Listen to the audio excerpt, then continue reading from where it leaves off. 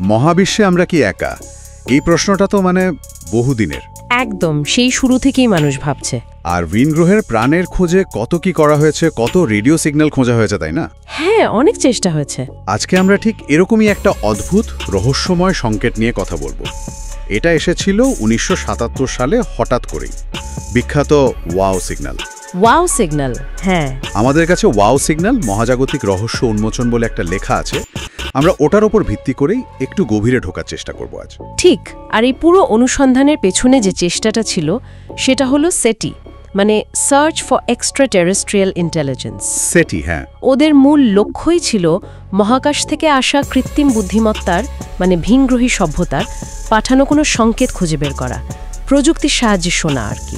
আর সেই কাজেই 1977 সালের 15ই আগস্ট ওহাইও স্টেট ইউনিভার্সিটির কি যেন নাম টেলিস্কোপটা? বিগ ইয়ার। হ্যাঁ, বিগ ইয়ার রেডিও টেলিস্কোপ। ওখানে কাজ করছিলেন গবেষক জ্যারি এহমান। উনি পরে ডেটা প্রিন্ট আউট দেখছিলেন। আর হঠাৎ একটা জিনিসে চোখ আটকে গেল। একটা সাংঘাতিক শক্তিশালী, খুবই স্পষ্ট একটা সংকেত। উনি এতটাই অবাক হয়েছিলেন যে পাশে লাল কালিতে লিখে ফেললেন ওয়াও। ঠিক, সেখান থেকেই তো নামটা এলো। দারুণ ব্যাপার। কিন্তু কি এমন ছিল ওই সংকেতে? কেন এত হইচই? আসলে সংকেতটার কয়েকটা বৈশিষ্ট্য ছিল খুব আকর্ষণীয়। প্রথমত, এটা 72 সেকেন্ড ধরে চলেছিল। 72 সেকেন্ড? আচ্ছা, হ্যাঁ। আর মজার ব্যাপার হচ্ছে বিগ ইয়ার টেলিস্কোপটা তো পৃথিবীর ঘোরার সাথেই ঘুরত।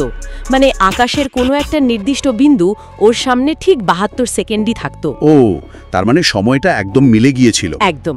এটা একটা বড় ইঙ্গিত যে সিগন্যালটা মহাকাশের কোনো নির্দিষ্ট জায়গা থেকেই আসছিল, পৃথিবী বা তার আশেপাশে ঘুরছে এমন কিছু নয়। বাহ, এ 72 সেকেন্ডের ব্যাপারটা তো দারুণ।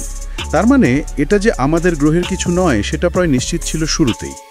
আর ফ্রিকোয়েন্সি, সেটারও তো একটা গুরুত্ব ছিল। খুবই গুরুত্বপূর্ণ। ফ্রিকোয়েন্সিটা ছিল 1420.4556 মেগাহার্টজ। 1420.4556? এটা কি বিশেষ কোনো সংখ্যা? হ্যাঁ, বিশেষ। কারণ মহাবিশ্বের সবচেয়ে সাধারণ মৌল হলো হাইড্রোজেন। আর এই ফ্রিকোয়েন্সিটা হাইড্রোজেনের স্বাভাবিক নিঃসরণ লাইনের, নিউট্রাল হাইড্রোজেন লাইনের খুব খুব কাছে। ও আচ্ছা। অনেক বিজ্ঞানী মনে করেন, এটা একটা হাইপোথিসিস, যে যদি কোনো বুদ্ধিমান সভ্যতা বাইরের জগতের সাথে যোগাযোগ করতে চায়, তারা সম্ভবত এই ফ্রিকোয়েন্সিটাই ব্যবহার করবে। কেন? কোনো কারণ আছে এর পেছনে? কারণ এটা মহাবিশ্বের সবচেয়ে পরিচিত একটা চ্যানেলের মতো। হাইড্রোজেন সর্বত্র আছে। এটাকে অনেকে মজা করে বলেন মহাজাগতিক ওয়াটারিং হোল, যেখানে সবাই কথা বলতে আসতে পারে আর কি। Watering whole? বাহ, ইন্টারেস্টিং ভাবনা। তাহলে সময়কাল মিলছে, ফ্রিকোয়েন্সিটাও বেশ লজিক্যাল লাগছে। আচ্ছা, ওই প্রিন্ট আউটে একটা কোড লেখা ছিল না, 6EQJ5, ওটার মানে কি? ওটা আসলে সিগন্যালের তীব্রতা বা শক্তি বোঝানোর একটা কোড ছিল।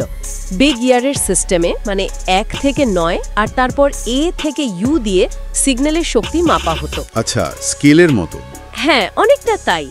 6E সিগন্যালটা প্রথমে মাঝারি 6 ছিল, তারপর খুব দ্রুত বেড়ে মারাত্মক শক্তিশালী হয়ে গেল Q, U, এগুলো স্কেলের বেশ ওপরের দিককার তীব্রতা বোঝায়। আর তারপর আবার কমে গেল J5। ও, তার একটা উত্থান পতন ছিল। হ্যাঁ, একটা বেল শেপড প্রোফাইলের মতো। এটাও কিন্তু একটা নির্দিষ্ট উৎস থেকে আসা সংকেতের বৈশিষ্ট্য হতে পারে। এখানেই তো তাহলে আসল রহস্যটা, তাই না? এতগুলো বৈশিষ্ট্য, 72 সেকেন্ড সময়, হাইড্রোজেনের কাছাকাছি ফ্রিকোয়েন্সি, ওই তীক্ষ্ণ প্রোফাইল, সবকিছু যেন ইশারা করছে এটা কোনো কৃত্রিম উৎস, ভিন্নগ্রহী বার্তা। ঠিক, এই সম্ভাবনাটাই সবচেয়ে আলোড়ন ফেলেছিল। বিজ্ঞানীরা স্বাভাবিকভাবেই প্রশ্ন তুলেছিলেন, এটা কি ভিনগ্রহের কোনো সভ্যতার বার্তা নাকি অন্য কিছু?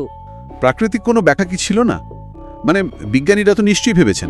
অবশ্যই ভাবা হয়েছে, কিন্তু সমস্যা হলো সংকেতটা ছিল খুব ন্যারো ব্যান্ড, খুব নির্দিষ্ট একটা ফ্রিকোয়েন্সিতে কেন্দ্রীভূত।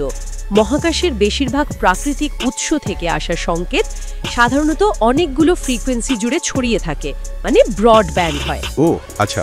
তাই প্রাকৃতিক উৎস থেকে এমন একটা তীক্ষ্ণ ন্যারো ব্যান্ড সংকেত আসাটা একটু অস্বাভাবিক মনে হচ্ছিল। কিন্তু সবচেয়ে বড় ধাঁধা তো অন্য জায়গায়। এই সংকেত তো আর শোনাই গেল না। হ্যাঁ, এটাই হচ্ছে সবচেয়ে বড় রহস্য।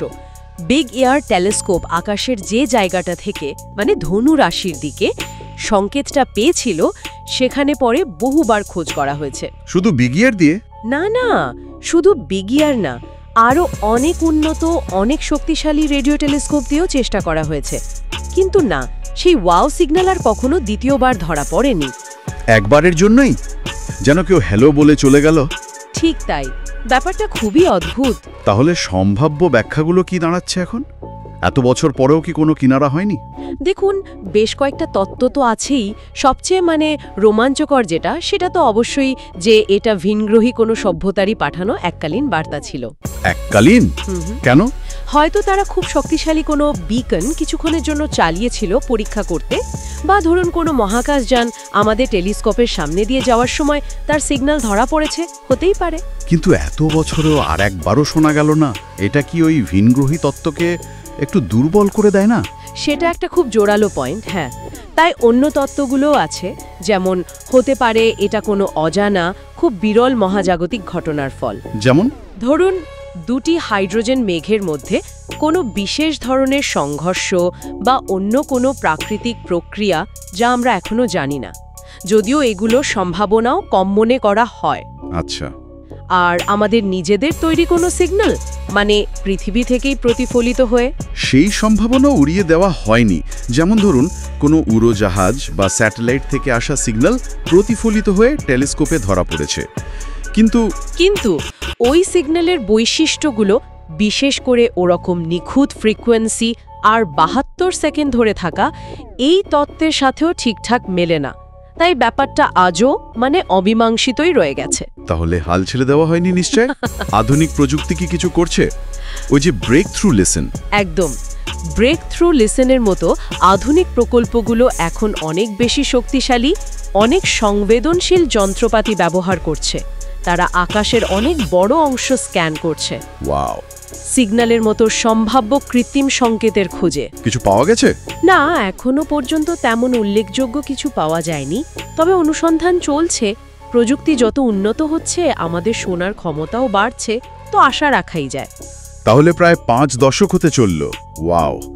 সিগন্যাল একটা বিরাট রহস্য হয়েই থাকলো। একটা ক্ষণিকের জন্য পাওয়া গেল একটা শক্তিশালী অদ্ভুত বার্তা, যার উৎস আমরা আজও জানি না। ঠিক। এটা শুধু একটা রেডিও সিগন্যাল নয়, আমার মনে হয় এটা তার চেয়েও বেশি কিছু। মহাবিশ্বে আমরা একা কিনা এই চিরন্তন প্রশ্ন আর অজানাকে জানার জন্য মানুষের যে কৌতূহল, তারই একটা প্রতীক হয়ে গেছে এই সিগন্যালটা। একদম ঠিক বলেছেন। আর এই ঘটনাটা আমাদের একটা জরুরি প্রশ্নের মুখোমুখি করে দেয়, তাই না? যদিও আমরা এই নির্দিষ্ট সংকেতের মানে বা উৎস খুঁজে পাইনি, কিন্তু এই খোঁজ চালিয়ে যাওয়াটা কতটা জরুরি। আর যদি সত্যি একদিন এরকম নিশ্চিত কোনো কৃত্রিম সংকেত পাওয়া যায়, মানব সভ্যতার উপর তার প্রভাব কি হতে পারে? আমরা কি সেই মুহূর্তের জন্য আদৌ প্রস্তুত? এই ভাবনাটা হয়তো আমাদের সবাই